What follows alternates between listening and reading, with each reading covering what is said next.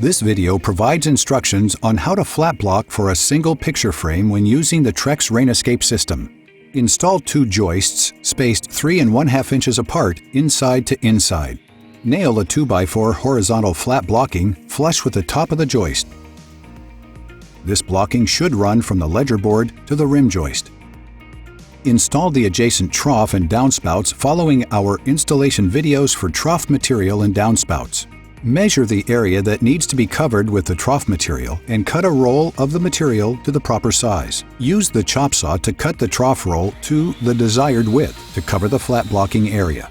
Dry fit the trough material over the top of the flat blocking and cut around posts and obstructions. The trough material should cover all exposed wood and extend over the edge of the joist and 1 inch into the adjacent bay.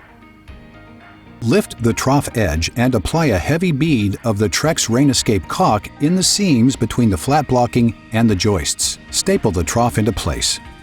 Use the Trex RainEscape butyl tape to make a watertight seal over all joists and seams and anywhere a deck screw might penetrate.